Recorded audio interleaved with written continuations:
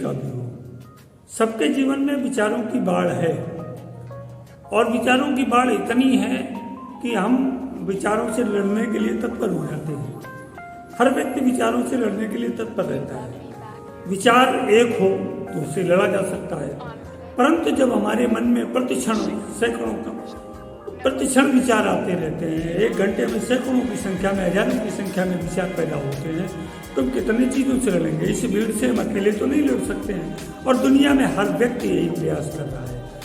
विचारों से लड़ने से आप विचारों को हरा नहीं सकते हैं, उनको रोक नहीं सकते हैं। ये तो वही बात हो गई कि जैसे कोई घना अंधेरा छाया हुआ हो और अंधेरे को समाप्त करने के लिए आप अंधेरे से लड़ें, तो क्या आप लड़ करके अंधेरे को वहां से समाप्त कर पाएंगे? आप अंधेरे को नहीं समाप्त कर सकते हैं। आपको अंधेरा समाप्त करने के लिए प्रकाश की व्यवस्था करनी पड़ेगी। कोई दीपक जलाना पड़ेगा, कोई टॉर्च जलानी पड़ेगी, कोई प्रकाश की व्यवस्था करनी पड़ेगी, तो यह अंधकार अपने आप भाग जाएगा। यह मन के विचारों की जो श्रृंखला आ रही है, जो मन में बहुत सारे विचार उठ रहे हैं बार बार और हम उससे परेशान हो रहे हैं, अपने को संकटों से घिरा हुआ महसूस कर रहे हैं, हम कुछ चीज स्थायी रूप से नहीं सोच पाते हैं, कर नहीं पाते हैं, तो ऐसी स्थिति में विचारों से लड़ने की आवश्यकता नहीं है। अगर हम विचारों से लड़ेंगे, रोकने का प्रयास करेंगे, मन को रोकेंगे जबरन, तो वो नहीं रुकेगा और तेजी से भगेगा। ये तो वही बात होगी कि नया घुड़सवार किसी घोड़े पर बैठा और चाबुक भी चला रहा है, लगाम भी किसके खींचे हुए है, ये तो घोड़ा तेजी से भाग खड़ा होगा अथवा अपने सवार को पटक देगा। तो यहाँ पर आपको दोनों चीजें एक साथ नहीं करनी है। आपको अंधेरे से लड़ना भी नहीं है, आपको विचारों से लड़ना भी नहीं है। अंधेरे से लड़ने के लिए आपको प्रकाश की आवश्यकता है, तो प्रकाश की व्यवस्था करिए। विचारों से लड़ने के लिए विचारों के साथ चल करके उनको देखने का प्रयास करें। जिस समय आप विचारों को देखने का प्रयास करने लगेंगे तो ये विचार स्वतः रुक जाएंगे। जब विचार रुकने लगेंगे तो मन आपका स्थिर रहने लगेगा, शांत रहने लगेगा, और जब मन शांत रहने लगेगा तो आप अपने को अंदर से बड़ा शक्तिशाली, आत्मबल संपन्न, ओजस्वी अनुभव करेंगे। तुम्हारा स्वभाव मन के अंदर नहीं है, तुम्हारा स्वभाव मन के पार है। यह विचार करिए कि आप पहाड़ की एक चोटी पर बैठे हुए और पहाड़ की तलहटी से भेड़ों का झुंड जा रहा है, तो भेड़ों को, झुंड को आपने उधर से आते हुए देखा, फिर आपके सामने से गुजरा और फिर आगे भी निकल गया, पूरा झुंड निकल गया। क्या आप झुंड के साथ चलने लगेंगे? आपने साक्षी भाव से चोटी पर बैठ करके उस भेड़ों के झुंड को देखा तो झुंड गुजर गया, बात खत्म हो गई। इसी तरह से आपका जो स्वभाव है वो मन के अंदर नहीं है, मन के पार है। जो चीज गुजर गई उसका काम समाप्त हो गया है। इसी तरह से जैसे गली में कोई कुत्ता भौंकता है तो क्या आप भी भौंकने लगेंगे? या सिर दाढ़ता है तो क्या आप भी दाढ़ने लगेंगे? किसी ने किसी को गाली दी तो आप तो गाली नहीं देने लगेंगे। कहने का मतलब ये है कि जो आपका स्वभाव है वो मन के उस पार है। जब मन को आप विचार शून्य करिए, मौन हो जाइए, अंदर से मौन हो जाइए, तब आपके स्वभाव का, वास्तविक स्वभाव का पता चलेगा। यही साक्षी भाव है। इसी साक्षी भाव को अपना करके हम अपने को सकारात्मक जीवन में बदल सकते हैं। हमारा दृष्टिकोण, हमारी विचारधारा और हमारे कार्य सकारात्मक परिपृष्ठ में इसी तरह पुष्ट हो। बिना सघनता, क्षुद्र विरलता, कर सकती विस्तार नहीं, मिले बिना इस शून्य का सज पाता आकार नहीं। अंधकार तुम्हारा शत्रु नहीं है और प्रकाश तुम्हारा मित्र नहीं है। अंधकार होगा तभी तो आसमान में तारे दिखाई पड़ेंगे। बस दृष्टिकोण सोचने का है। अंधकार धीरे धीरे अपघटित होता है और प्रकाश घटित होता है। जैसे जैसे अंधकार समाप्त होता चला जाएगा वैसे वैसे प्रकाश होता चला जाएगा। या यूं कहिए जैसे जैसे प्रकाश अपना आभामंडल बिखेरेगा वैसे अंधकार समाप्त होता चला जाएगा। तो इस चीज को सकारात्मक प्रवृत्ति से लेने की आवश्यकता है। पाप भी पुण्य का स्रोत है। यदि हम पाप को अपने दृष्टिकोण से देखें कि पाप के मूल में क्या है, तो हम पुण्य पथ पर बढ़ जाएंगे। इसी तरह से हानि के, अगर हम गंभीरता से सोचें कि हानि के बिंदुओं पर विचार करें, तो हमें निश्चित ही हानि से छुटकारा मिल जाएगा, हम लाभ की ओर बढ़ जाएंगे। उसी तरह से किसी गर्त या खाई के अगर गहराई से विचार करें, खाई की उस गर्त की गहराई पर, तो निश्चित ही हमें उस गहराई के भय से मुक्ति मिल जाएगी। तो मेरे कहने का मतलब है, जितनी नकारात्मक वस्तुएं हैं, उन नकारात्मक वस्तुओं के मूल में जाकर के जब हम उनको देखेंगे तो वो सकारात्मक होती चली जाएंगी और हमारा दृष्टिकोण अपने आप बदलता चला जाएगा। ये शरीर आत्मा का मंदिर है और इस मंदिर को स्वच्छ, पवित्र और सकारात्मक बनाए रखना ये हमारी जिम्मेदारी है।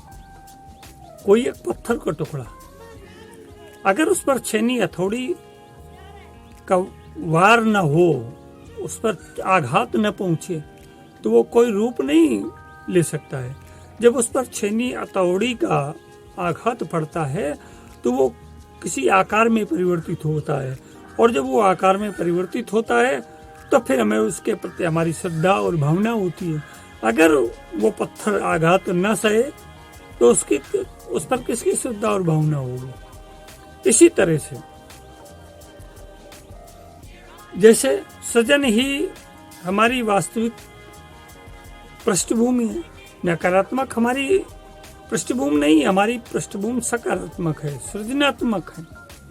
जैसे पर्दे पर कलाकार अपने जब कला का प्रदर्शन करता है तो वो एक दूसरे के शत्रु होते हैं, विपक्षी होते हैं, और उस हाव भाव का प्रदर्शन करते हैं जिसके लिए उनको वहां पर उतारा गया है। परंतु जब वो अपना अभिनय समाप्त करके पर्दे के पीछे चले जाते हैं तो एक दूसरे से मित्रवत गपशप करते हैं, अपनी बातें शेयर करते हैं, चाय शेयर करते हैं। तो इससे रंगमंच पर हम अपनी भूमिका निभाने के लिए आए हैं, तो हमारी भूमिका सकारात्मक होगी। जिस भूमिका के लिए हमको यहाँ भेजा गया है तो हम ज्यादा सफल होंगे। परंतु जिस भूमिका के लिए हम तैयार ही नहीं, हमको भेजा ही नहीं गया, उस भूमिका को निभाएंगे तो यह जीवन अपने आप ईर्ष्या, द्वेष, संघर्ष, उवापो, अन्यमनस्कता से बढ़ता चला जाएगा। और परिणाम स्वरूप क्या होगा कि जिस विनाश की हम सोच करके परेशान थे, वहाँ विनाश का बीज प्रस्फुटित हो जाएगा। अपने गाढ़े समय में सबसे पहले ये रोना धोना बंद करो कि कहाँ जाएं, क्या करें, किससे मिलें, कौन सा देख। पहले अपना रोना बंद करिए। जब आपका रोना बंद हो जाएगा या आपका ये करुण विलाप बंद हो जाएगा, तो फिर शांत, जब आपका मन शांत होगा, आपका अंतस्थल अंतर मन शांत होगा, तो उससे जो गवेषणा पैदा होगी, उस मौन से जो उद्गार अभिव्यक्त होंगे, वो उद्गार ही आपकी सफलता का पथ प्रशस्त करेंगे। जैसे कोई वाद्य यंत्र है और आप वाद्य यंत्र लेके बैठ गए, आपने उसको छेड़ना शुरू कर दिया, वो वाद्य यंत्र नहीं बज रहा है, तो आप दोष देने लगे कि इस वाद्य यंत्र में ये खराबी है, इसमें ये खराबी। अरे उसको दोष देने से पहले उसको पहले बजाना सीखिए, उसकी विधा सीखिए। जब आप उसको संपूर्ण जानकारी लेंगे, उसको बजाना सीख जाएंगे, तो अपने आप उसमें स्वर निकलना शुरू हो जाएंगे। और आप बिना सीखे ही, बिना जानकारी किए ही उसको दोष देना शुरू कर दें, इसमें दोष किसी का नहीं है, ये आपका दोष है, आपकी समझ का दोष है और आपकी प्रवृत्ति का दोष है। रात्रि में जब हम स्वप्न देखते हैं तो स्वप्न में बहुत आघात हमारे साथ होते हैं, परंतु और हम उस स्वप्न में रोते चिल्लाते, बहुत भड़बड़ाते हैं, इधर उधर हम परेशान होते हैं, जीवन संकट में दिखाई पड़ता है। तो क्या जब जग जाएंगे तब भी हम वैसे करते रहेंगे? वो स्वप्न की बात थी, समाप्त हो गई, अब हम जग गए हैं तो जगने की बात अलग हो गई। इसी तरह से संकट की घड़ी में जब तक संकट में थे, अनजान थे, किसी चीज की जानकारी नहीं थी, उस विधा का पूरा ज्ञान नहीं था, तो हम बड़बड़ा रहे थे, इधर उधर भग रहे थे, हाथ पैर मार रहे थे। परंतु जब हमें उस चीज की जानकारी हो गई, उस विषय वस्तु की गंभीरता का एहसास हुआ, तो हम शांत हो गए।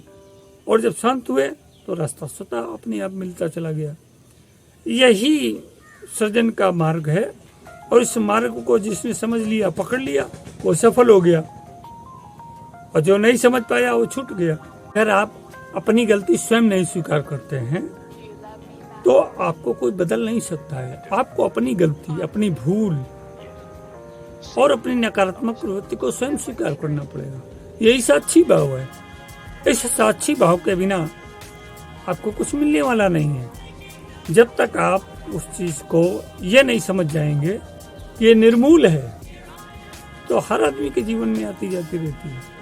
तो इस आने जाने को अगर हम अपना करके बैठ जाएं, जो चीज हमारी है ही नहीं उसको अपनाने का प्रयास करेंगे, तो क्या होगा?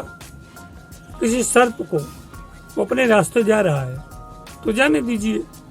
अगर आप उसको छेड़ेंगे या मारने का प्रयास करेंगे तो सर्प उत्तेजित होकर के आपको डस भी सकता है, आपके प्राण भी संकट में पड़ सकते हैं। तो सर्प को निकल जाने दीजिए, साक्षी भाव से देखते रहिए। सर्प निकल गया, बात खत्म हो गई, आप आगे बढ़ जाइए। इसी तरह से संकट, मुसीबत, कोई विघ्न, कोई अवरोध या असफलता आपके सामने आती है, बस उसको स्वीकार कर लीजिए, गुजर जाने दीजिए। कुछ समय के पश्चात स्वतः आपको एक नया मार्ग मिल जाएगा, और जब आपको नया मार्ग मिल जाएगा तो आप इस सबसे सरलतम, सफलतम और श्रेष्ठ व्यक्ति होंगे। यही साक्षी भाव का अर्थ है। तो मन को साधें इस तरह, जब तक मन नहीं सदेगा तब तक कुछ भी नहीं सदेगा। आज के वीडियो संदेश में सफल जीवन की यात्रा के साथ राजन आचार्य का सप्रेम नमस्कार।